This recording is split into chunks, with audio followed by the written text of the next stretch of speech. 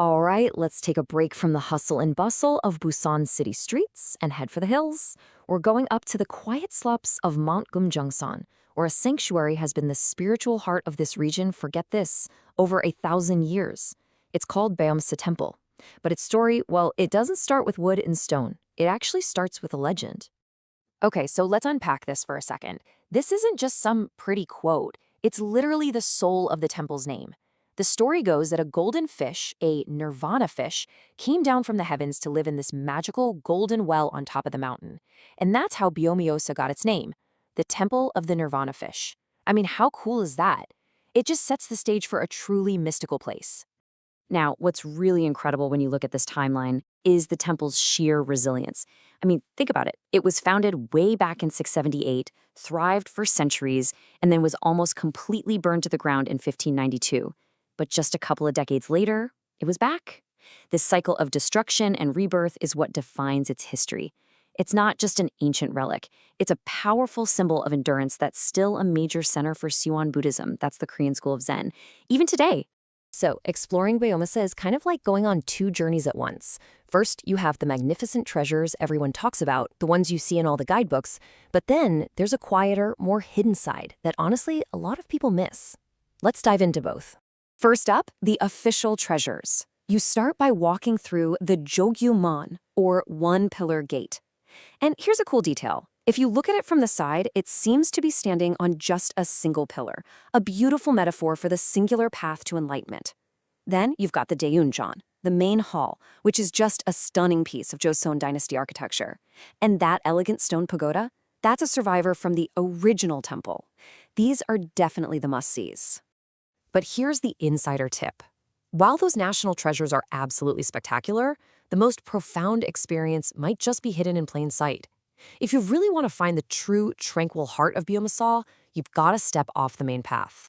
See, the main temple grounds are grand and, they can get pretty busy with visitors, but the real hidden gems are the hermitages, tucked away in the forest nearby. You want to look for the Blue Lotus Hermitage, or Cheongri-Nunam. It's a completely different vibe, so much quieter, more intimate, and for a lot of people, a much more powerful spiritual experience. And what you find there, wow, it's a total visual jackpot.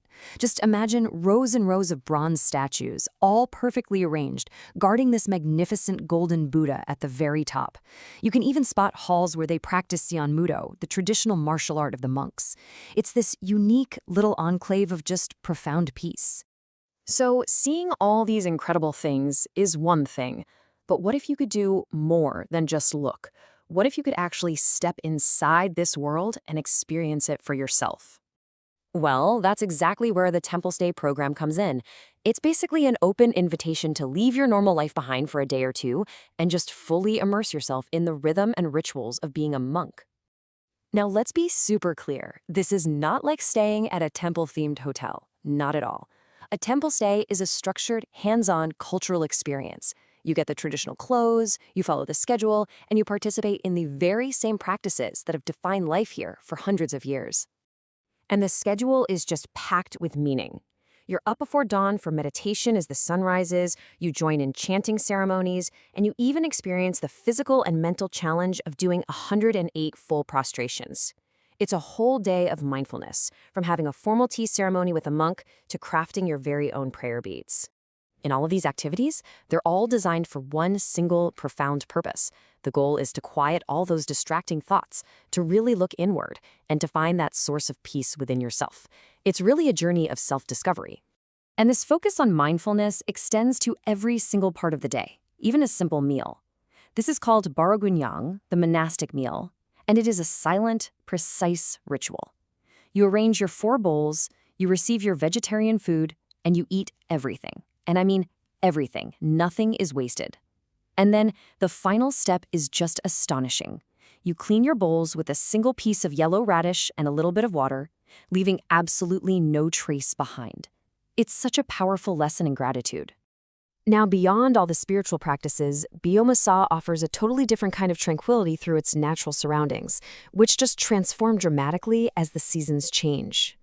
If you come in the spring, especially around May, you are in for a serious treat. The temple is famous for its wisteria, We're talking more than 6,000 plants that just explode into bloom, creating this breathtaking valley of lavender-colored flowers. It is absolutely stunning. And then there's autumn. And honestly, this might be one of the best places in all of Busan to see the fall colors. When the air gets crisp, the entire mountain just erupts in these fiery shades of red, orange, and gold. The temple set against that backdrop, simply unforgettable. So, if you're feeling inspired and thinking, okay, I need to see this for myself, let's talk about how to actually make it happen. It's really quite easy to get there.